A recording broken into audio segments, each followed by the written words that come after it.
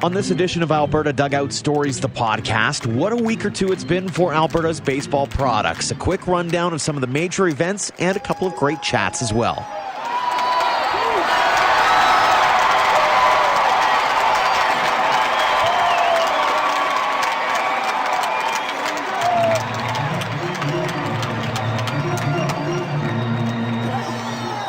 Welcome to episode 28 of Alberta Dugout Stories, the podcast. I'm Joe McFarland. Let's start off by giving a standing ode to all of those Alberta baseball products who are doing great things no matter where they are. And let's start at the top. Calgary's Mike Soroka has been lights out in his first 3 starts with the Atlanta Braves since he returned from injury just a short time ago. In the college ranks, Dawgs Academy grad and episode 25 guest JT Patterson went yard 3 times in yet another game over the weekend. Then we had this from fellow Dawgs Academy product, Matt Lloyd. Here it comes. And it's hammered towards right field. Way back and gone. The Indiana Hoosiers have walked it off with one swing. Matt Lloyd, are you kidding me? Talk about a storybook finish to that game. And speaking of walk-offs, we start off this week's episode with another player from our province providing the heroics. Camrose-born Dylan Borman smashing a walk-off grand slam for the University of Arkansas and Monticello in a 13-11 win over Arkansas Tech. It also clinched a playoff berth for the Weevils.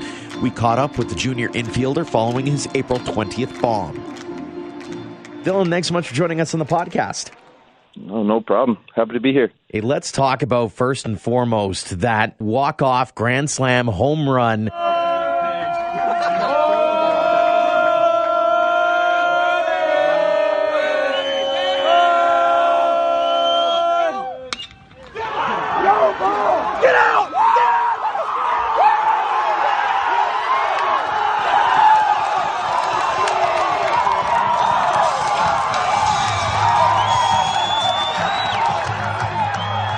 Walk us through that at-bat and sort of the pressure cooker that you walked yourself into and managed to slam your way out of. Oh, well, yeah, it was a short at-bat, first pitch. But, yeah, we were battling all day with Arkansas Tech and came into the 7th inning.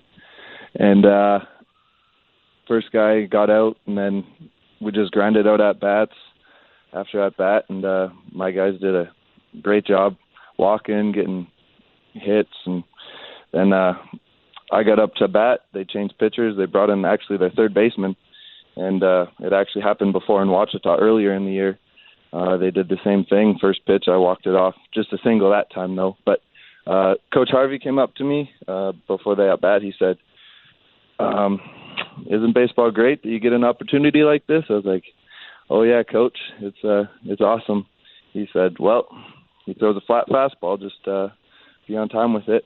Don't miss it. And sure enough, first pitch, belt high, out over, and just put a good swing on it. Dead center. And don't really remember rounding the bases, but the team was waiting for me at home plate, and it was such a surreal experience. It was awesome. That's got to be quite the thrill ride to make your way around the bases, knowing that you're going to be greeted by your teammates. And not only that, but you managed to get it all on video, and it ends up on social media before you know it, so you can actually relive it all day after day if you wanted to. Yeah, I don't know how many times I rewatched that video, and I was acting a fool in between first and second, I guess, but I was just excited, so... our trainer, Yohei, he likes taking pictures, and he just decided to video that, and I'm just glad he got it on camera, and it was awesome. It's amazing to think, especially when you have a new pitcher coming in and you have this thought process of, okay, what do I do with this first pitch? It's not something that, I think a lot of batters go, I just want to see what they're going to give me first off and kind of get my timing with me. But you seem pretty confident that this is the pitch I'm going to get, and I'm gonna drill it as hard as I can. Yeah. I'm a big first pitch swinger. So my coach hates it sometimes, but he gets over it. But I was just looking for a fastball, and I saw it out of the hand, and I said, all right, see what I can do with it, and just managed to get barrel and the wind did the rest. Were you hoping for it to clear the fence, or did you have a feeling that it was going to clear the fence as soon as you hit it, or were you just hoping to drive it as hard as you could, and, if it goes off the fence, it's still all good? Well, the wind was blowing out pretty hard that day, but I hit it. It was kind of a lowish line drive for it to be a home run, but I just took 3-4 hard steps out of the box, and I saw it keep on going, and it eventually hit off the corner of our batter's eye and went out. And it was super exciting to see that. I had no idea it was going to be out when I first hit it, but watching it go was pretty cool. Explain to us that feeling as you round third and you see all your teammates clamoring around home plate, ready to jump all over you. Oh, it's hard to explain. Just so much excitement. I think a few people are pounding the ground, and I just saw all the water bottles. I was like, oh, I'm going to be soaked here. But it was awesome. Just rounding third, coach was there. He was smiling, big smile, and I was yelling and screaming and threw my helmet up. That was the first walk-off home run I've ever hit, so for it to be a grand slam, that was pretty cool too. But I don't know how high I threw my helmet. But yeah, just stepping on the plate, I almost actually missed it because my guys were jumping on me before I even crossed it. But no, touched that and just celebrated for a good 5 minutes after that. And it was, I don't know how to explain the feeling. It was just so awesome. It's an amazing video to watch for sure. When you look back on that, not only that, Scott Gillespie tweeted at us right afterwards and said, hey, you know what, that also got us a playoff date too. So talk about, just the implications of it all and being able to look back on it after the fact and go, hey, this is a pretty big moment in for not only you personally, but also for the team as a whole. Yeah, for sure. After the game, we got the dugout and the diamond cleaned up, and Coach met up with us and told us that we actually clinched the first seed in the tournament and the GAC regular season championship. So that was another celebration. So everybody was pretty excited, and it was just awesome to celebrate with the team, and for me to hit that home run to send the team to the championship in first place was just unreal. Very cool. Couldn't believe it. Very cool. Talk a little bit about your upbringing, and for those who don't know, Camrose boy, but you're pretty well traveled here in Alberta, aren't you? Yes. Started out, my dad's always been a big part of my baseball career. He always coached me coming up, and played in Camrose all the way up to Bantam. And in Bantam, I think 13, 14, I quit hockey, decided baseball was the way to go, and never looked back. Went to Sherwood Park, made the AAA green team, I think it was at the time, green and gold they had, and just played there. Mom and Dad, God bless them, they spent a lot of hours on the road with me, and played there for 2 years, and then I met with Terry Letkeman in a fall ball team, and he said, well, come down to Red Deer and try out, and did that, and played for him for 3 years, played my overage year in Red Deer too, and been all over, north, south, and then I guess, took 2 years off of high school, and Chance Wheatley, I don't know if you know him, probably coaches at PBA now. He told me that I could probably play at PBA and succeed, so called up Coach Hubka, and the rest is history. Pretty cool that you've been able to make all these different travels and been able to keep having success along the way. And what's been the key for you? What's sort of your go-to in terms of making sure that you're still firing on all cylinders? Oh, that's a good question. I'm a pretty easygoing guy, so nothing really bothers me, but just the ability to let a bad at-bat go or air in the field go and just bunker down and get the next one. I just, I don't really know how to explain it. I just trust the process, I guess. For Work sure. hard every day. Yeah. For sure. Talk a little bit about your teammates over in Arkansas. I mean, you've got quite a few familiar faces. I mean, you got Caleb Warden on the team. You have, as the aforementioned Gillespie on the team. I mean, this isn't an unfamiliar crew that you're dealing with back in college. No, yeah, they're the teammates are awesome. Couldn't ask for better ones. Made some lifelong friendships. But yeah, Caleb Warden, met him last year and found out he was coming to Canada. And just a great guy, great ball player. And Gillespie, played with him at PBA, real good guy. I've known him for a long time. So yeah, it's just awesome to play with people you know and come to the Diamond every day and see familiar faces, and yeah. Does that make the transition? Sweet. Yeah. Does that make the transition a little easier when you're going from, small town Alberta or even the mid-sized town Alberta out to somewhere virtually unfamiliar to you through most of your adult life? Yeah, for sure. Like, I had no idea where Monticello, Arkansas was, let alone knew what it was. So when I signed here and I heard Libke was playing and Travis Stanky, Evan Como, all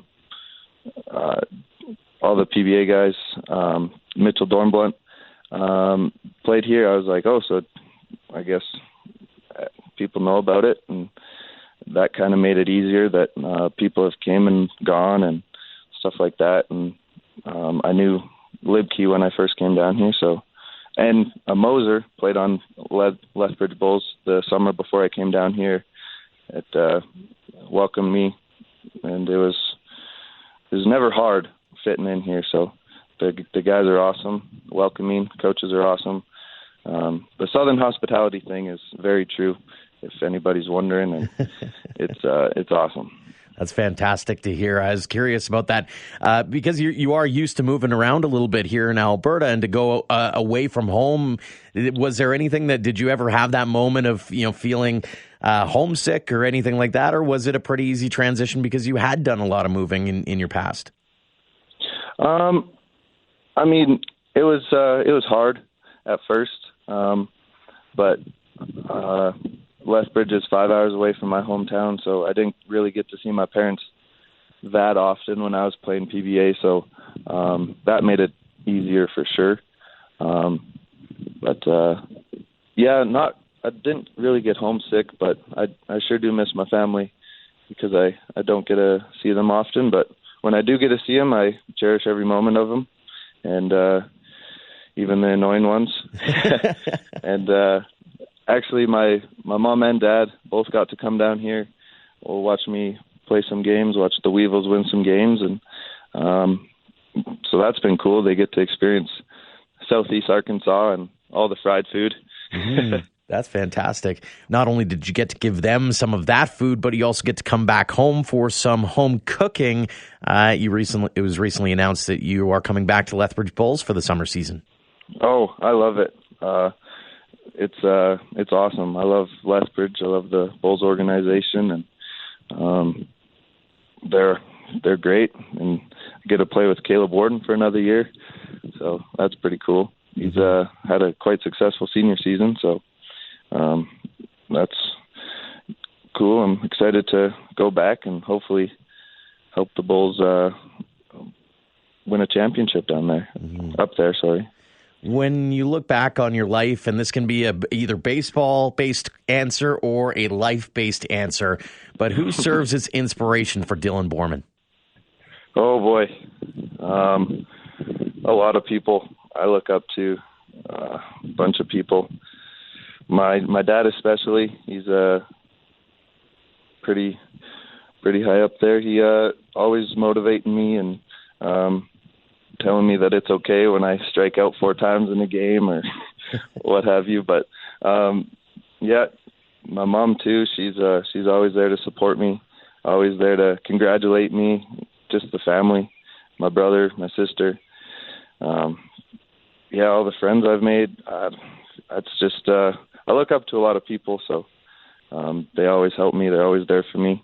I don't have one specific inspiration, so just all the support and love that my family gives is just all I need.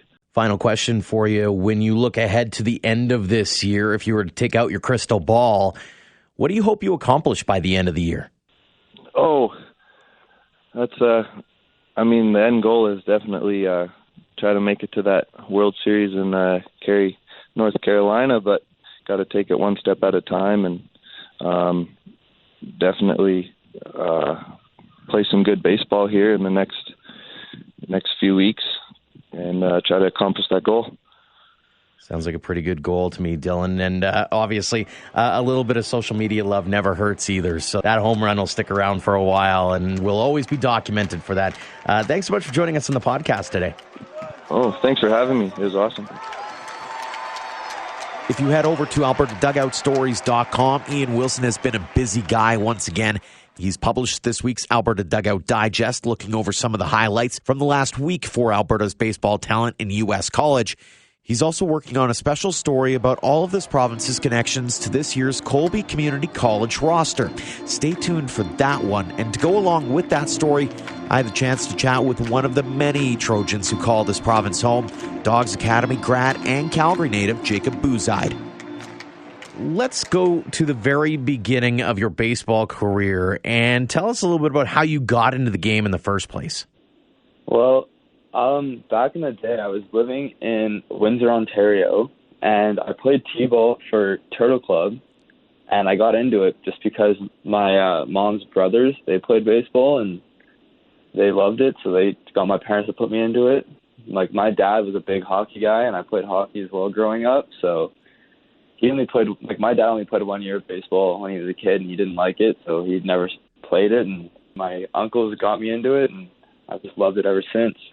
Do you remember the moment where you went, you know what, I want to chase the baseball dream versus the hockey dream? Yeah, I was about 14, I would say, and I had a really good year with baseball, and that's when it really clicked for me, and I just loved it ever since, and that's when I knew what I wanted to do. Talk a little bit about making your way up through the ranks and your time with Dawgs Academy and how things have gone from that standpoint and being part of the Okotoks Dawgs community. Well, my first year when I was there, I was still playing hockey, and I didn't play fall ball with them, so they didn't really know me too well. And I showed up when I was finished with hockey, and I played on the Bantam Red team, like the lowest team you could play on, and just kept working hard and kept getting better. And before I knew it, it was my last year, and I was playing for the top midget team, and everything just went from there. Everything was very fun, and the coaches were great and everything, and just loved it, the whole atmosphere, and it was just an amazing time just playing there for, I think it was 5 years. So it was just, everything was just great. Did that surprise you at all, given, with the baseball community in Okotoks as an example, and you go to Siemens Stadium and it's jam-packed every night, and to see that firsthand, that had to have kind of taken you by surprise, given that baseball isn't exactly, a hotbed sport here in our province? Yeah, exactly. I was not expecting any of that. I was just expecting it to be like another baseball team, but it really wasn't. It was a family, and the whole town supported you, and it was just a great experience all in all. Who was it that really helped guide you towards where you are now from Dawgs Academy? Was there one or two people that really kind of showed you the way to where you were able to get up to where you are now with Colby? I would say there's three main big coaches that helped me with that, and it was Val Heldobler, Tyler Hollick, and Alan Cox. They all helped me through it all of high school, and even in Bantam, they all just were great coaches, and they were just great to be around, and they helped me with everything. So from fielding and infield to hitting and everything, they just knew the game very well, and they just taught me, and I take pride in being a smart baseball player, trying to play the game the smart way and hard and everything, and they just taught me the best way to play. Talk a little bit about your experiences. I mean, I know you did a little bit of a stint with Team Alberta at the T12 as well. So there's been some pretty good highlights for you so far in your young career. Yeah, T12 was definitely a very fun experience, and it was just very eye-opening. You get to see all the best players across Canada, and just playing at the Rogers Centre and playing in front of scouts and everything was just a great experience. I bet that's got to be something else. Was that a team that you grew up watching and cheering on, or who was your team growing up? Being from Windsor, Ontario, I always used to go to Tigers games growing up. So the Detroit Tigers they're my favorite team personally, but I do like the Blue Jays. Not my favorite team, but I cheer for them when they're playing, unless they're playing against the Tigers, of course. Fair. How about your favorite player? My favorite player growing up was Miguel Cabrera, just because he was such a good hitter and just all around just amazing at the game of baseball. But I prefer to mold myself around kind of like a guy like Jose Altuve or Mookie Betts, because they're not the biggest guy, and neither am I. But they play the game the right way. They play hard. They're gritty. They always find a way to put the barrel on the ball, and they're not one of those guys trying to hit a home run every single at bat or trying to launch the ball. They're just trying to hit the ball hard and just let it happen, just let the ball do what it does. One of the things that you've been able to do is continue your baseball path through Colby, and one of the things that I've taken away from it is that seems to be a pretty favorite place for Alberta kids to go. And what is it about Colby that was an attraction for you? Just the atmosphere and everything around it. Like Coach Carter, he does a great job, and there were some other Dawgs guys that went there before me, so they kind of showed me the way, and they told me all about it and everything. And when I came down here, Drake Kirkwood, who's another Dawgs guy, he was here, and he just kind of took me under his wing and showed me the ropes, and it was just a great atmosphere, and the coaching staff they know what they're doing, and it's just a good place to be. How easy has the transition been to post-secondary, given that you not only have a place that is semi-familiar to you, but you also have people that are familiar to you? I mean, there's a ton of Alberta guys that are making their way through that system and with the Trojans. It was definitely a lot easier than it would have been going somewhere else where I didn't know anyone or know much about the school, but it's still a little hard just being away from home and not seeing family every day, and it's still a grind. Even though you know what you're getting into and you know the people around you, you have to work hard every day and try and get better. But it's definitely been a lot easier than going somewhere where you're unfamiliar with the people and the place. What's been the easiest part of the transition going from Okotoks and small town Alberta to Colby and playing some post-sec ball out there? Honestly, not much of it. It's been pretty difficult, but the easiest part was definitely probably just being with the people you know, and like you have some of your friends down here already. When we last chatted with you, we did the 1 through 9 with you, and we asked the question, your family sends you a care package, what's in it? Why ketchup chips and a coffee crisp?